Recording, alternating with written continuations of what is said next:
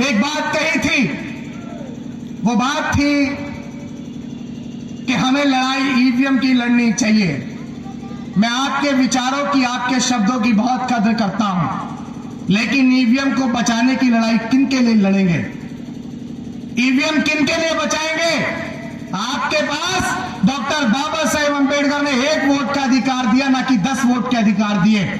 आपके नेता आज अलग अलग पार्टियां बना के बैठे हुए हैं और आप ईवीएम को ईवीएम को ठीक करने की बात करते रहिए, लेकिन आपके ही गली में आपकी जाति के, आपकी पार्टी के और आपके जितने लोग इन तमाम फूले शाहू अंबेडकर, पेरियार, ललन सिंह यादव और बाबू जगदेव प्रसाद कुशवाहा तथागत बुद्ध की बात करते हैं, वो तमाम लोग। और मैं ये भी कहना चाहूंगा कि जिन्होंने अपने मैनिफेस्टो में बीटी एक्ट को रद्द करने की बात की, मैं आप सब लोगों के माध्यम से उनसे भी सवाल करना चाहता हूं। जब ये कहा कि अगर सड़कें सुनसान हो जाएंगी तो संसद आवारा हो जाएगी, तो मैं उन तमाम मैनिफेस्टो वालों से ये कहना चाहता हूं कि अगर शासन सत्ता तुम्हारी नहीं बनी और तुम्हारे मैनिफेस्टो में ये लिखा था कि आप बीटी एक्ट 1949 को रद्द कराएंगे, तो भाई ये बिहार के अंदर, ये पटना के अंदर सड़कें सुनसान हैं। अपने मैनिफेस्टो को छोड़िए,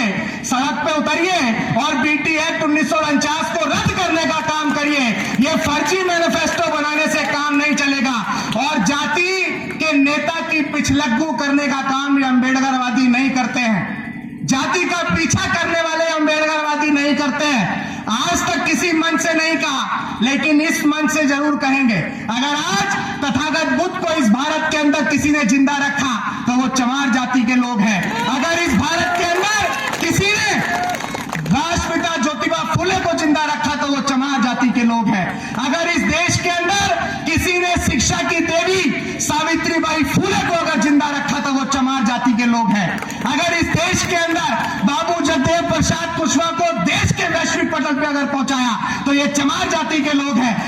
हमने कभी जाति नहीं देखी साहब, जिन्होंने राष्ट्र के प्रति समर्पित होकर काम किया। डॉक्टर बाबा साहेब अंबेडकर चमार जाति से नहीं थे, बाबू जगदेव प्रसाद कुशवाहा चमार जाति से नहीं थे, तथागत बुद्ध चमार जाति से नहीं थे, सम्राट अशोक चमार जाति से नहीं थे, और यहां तक कि तथागत बुद्ध चमार जाति से नहीं थे। लेकिन आज इनका बुद्धि का विकास नहीं हुआ तो वो राष्ट्रपिता ज्योतिबा फुले को भी चमार बताएंगे, डॉक्टर बाबा साहेब अंबेडकर को भी चमार बताएंगे, क्योंकि इन तमाम महापुरुषों के इतिहास को